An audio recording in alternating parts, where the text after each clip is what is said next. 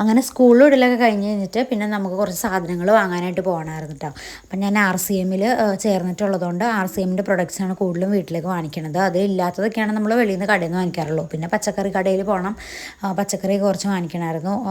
ഇപ്പോൾ വെക്കേഷനൊക്കെ ആയതുകൊണ്ട് നമ്മളങ്ങനെ പച്ചക്കറി വാങ്ങിക്കലൊക്കെ വളരെ കുറവായിരുന്നു കേട്ടോ. സ്കൂളിലേക്ക് പോകുമ്പോഴല്ലോ കൂടുതലും ഇതിന് ചിലവ് ഒലത്താനൊക്കെ വേണ്ടിയിട്ട്. അപ്പോൾ അങ്ങനെ നമ്മൾ സ്കൂൾ തുറന്നു കഴിഞ്ഞപ്പോഴത്തേക്കും കുറച്ചധികം വാങ്ങിച്ചു കൊണ്ടുവന്ന് വെച്ചതാണ് കേട്ടോ. വലിയ കാര്യമായിട്ടുള്ള ഓർഗനൈസിങ് കാര്യങ്ങളൊന്നും എനിക്കില്ല കേട്ടോ. ഫ്രിഡ്ജിൽ ഓരോ വെജിറ്റബിൾസിനും ഓരോരോ ബോക്സസ് ഒക്കെ വെച്ച് അങ്ങനെയുള്ള ഓർഗനൈസിങ് ഒന്നും എനിക്കില്ല. ഇൻഷാല്ലാ ചെയ്യണമെന്ന് ആഗ്രഹമൊക്കെ ഉണ്ട്. ഇപ്പോൾ ഉള്ളതുപോലെ നമ്മൾ തട്ടിക്കൂട്ടി മാക്സിമം കവർ ചെയ്ത് വെക്കാൻ പാകത്തിന്. പിന്നെ നമ്മൾ കൂടുതലും വെജിറ്റബിൾസൊക്കെ കൂടുതലും എല്ലാം നന്നായിട്ട് വാഷ് ചെയ്തെടുക്കണതുകൊണ്ട് പിന്നെ അങ്ങനെ നോക്കാറില്ല. എന്നാലും ബീട്രൂട്ടൊക്കെ കൂടുതലും റാപ്പ് ചെയ്തൊക്കെ വെക്കും കേട്ടോ. കാരണം നമ്മൾ അതിങ്ങനെ ഭയങ്കര ചുങ്ങി പോകും, അത് ഭയങ്കര പ്രശ്നമാണെന്ന് കേട്ടിട്ടുണ്ട്. അപ്പോൾ കൂടുതലും അതൊക്കെ ക്ലിങ് റാപ്പ് ചെയ്ത് വെക്കാറുണ്ട്. പിന്നെ കോവയ്ക്ക, വെണ്ടയ്ക്ക അതെല്ലാം നമ്മൾ ഓരോരോ ടിന്നിലാക്കി അടച്ചൊക്കെ വെക്കാറുണ്ട് കേട്ടോ. അങ്ങനെ പിന്നെ ഞാൻ ഈ വാങ്ങിച്ച ബാസ്ക്കറ്റ് എൻ്റെ കേക്കിൻ്റെ കുറച്ച് ഐറ്റംസ്, കേക്കിൻ്റെ സ്പാച്ചുല അങ്ങനെയുള്ള കാര്യങ്ങളൊക്കെ വയ്ക്കാൻ വേണ്ടി വാങ്ങിച്ചതാണ് കേട്ടോ. പിന്നെ കോവയ്ക്കൊക്കെ ഒരു ചെറിയ പാത്രത്തിലാക്കി അടച്ചു വെച്ചു. അതുപോലെ വെണ്ടയ്ക്കയും അങ്ങനെ മാറ്റി വെച്ചു. ഉള്ളിയൊക്കെ സാധാരണ ഒരു ചെറിയ കൊട്ടയിലാണ് ഉള്ളിയും സവാളയൊക്കെ ഇട്ട് വെക്കൽ. പിന്നെ ഈ കൊട്ട എന്തിനാണെന്ന് വെച്ച് കഴിഞ്ഞാൽ എൻ്റെ ഈ കേക്കിൻ്റെ spatula, palette knife, measuring cup, spoon അങ്ങനെയുള്ള സംഭവങ്ങളൊക്കെ ഞാൻ ഇതുപോലത്തെ കപ്പിലായിരുന്നു ഇട്ട് വെച്ചുകൊണ്ടിരുന്നത്. ഇതിന് മുമ്പ് വേറൊരു ബ്ലാക്ക് കളർ കപ്പിലാട്ടോ വെച്ചത്. അതും ഞാൻ കേക്ക് ഫ്രോസ്റ്റിംഗ് ചെയ്യണതിൻ്റെയൊക്കെ തൊട്ട് മുകളിൽ ഷെൽഫിലാണ് വെച്ചുകൊണ്ടിരുന്നത്.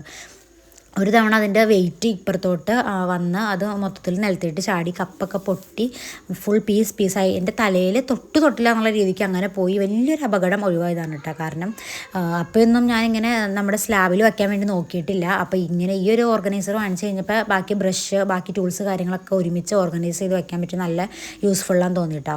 100 രൂപ താഴെ വരെ ഉണ്ടാവുള്ളൂ. ഞാൻ കുറേ ദിവസമായി വാങ്ങിക്കണം എന്ന് വിചാരിച്ചിട്ട്, പക്ഷേ ഒരിക്കലും ഓർക്കൂല അങ്ങനെ. അപ്പോൾ അതിൽ ഓർഗനൈസ് ചെയ്ത് വെച്ചപ്പോൾ നമ്മുടെ താഴെ നമ്മൾ കേക്ക് ചെയ്യണോടത്ത് തന്നെ അറേഞ്ച് ചെയ്ത് വെച്ചു കേട്ടോ. പിന്നെ നമുക്കൊരു കേക്ക് ചെയ്യാനുണ്ടായിരുന്നു, ഒരു 1 kg വാനില. അപ്പോൾ ഞാൻ നോക്കിയപ്പോൾ സ്റ്റാൻഡ് മിക്സറിൻ്റെ ബൗള് ഫ്രിഡ്ജിൽ ക്രീമായിട്ട് ഇരിക്കുമായിരുന്നു കേട്ടോ. അപ്പോൾ അതിൽ നിന്ന് ഞാൻ ക്രീം മാറ്റിയിട്ട്, എന്തായാലും ആ ക്രീം 1 kg കേക്കിന് തികയില്ലാത്തതുകൊണ്ട് തന്നെ അതേ ബൗളിലേക്ക് തന്നെ കുറച്ച് ക്രീം അടിച്ച് ഒരുമിച്ച് ഫ്രിഡ്ജിലിട്ട് മാറ്റി വെച്ചതിന് ശേഷമാണ് കേട്ടോ പിന്നെ മുട്ട ബീറ്റ് ചെയ്യാൻ വേണ്ടി തുടങ്ങിയത്.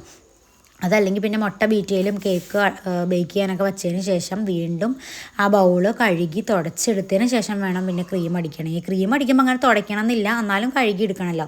പിന്നെ അത് കഴിഞ്ഞാൽ വീണ്ടും നമുക്ക് കഴുകി തുടച്ചതിന് ശേഷമല്ലോ നമുക്ക് മുട്ടയൊക്കെ ബീറ്റ് ചെയ്യാൻ പറ്റുള്ളൂ. അപ്പോൾ ക്രീം അടിച്ച് കഴിഞ്ഞാൽ അങ്ങ് വെച്ചാൽ അതിൻ്റെ പണി അങ്ങ് തീർത്ത് വെച്ച് കഴിഞ്ഞാൽ പിന്നെ ഒരു പ്രാവശ്യം കഴുകി തുടച്ചാൽ മതിയല്ലോ എന്ന് ഓർത്തിട്ടാണ് കേട്ടോ അങ്ങനെ ചെയ്തത്. പിന്നെ കേക്കൊക്കെ അടുപ്പത്ത് വെച്ച് കഴിഞ്ഞിട്ട് പിന്നെ കേക്ക് ഉണ്ടാക്കിയ കുറച്ച് പാത്രങ്ങളൊക്കെ കഴുകാനുണ്ടായിരുന്നു. അതൊക്കെ കഴുകി വെച്ച് കഴിഞ്ഞിട്ട് പിന്നെ നമ്മൾ കുളിക്കാനൊക്കെ പോയത്. കാരണം നമുക്ക് പെട്ടെന്ന് വൈകിട്ട് തന്നെ കൊടുക്കേണ്ട കേക്ക് ആയതുകൊണ്ട് മാക്സിമം നേരത്തെ കേക്ക് റെഡിയാക്കി അങ്ങനെ പാത്രമൊക്കെ കഴുകിയിട്ട് പിന്നെ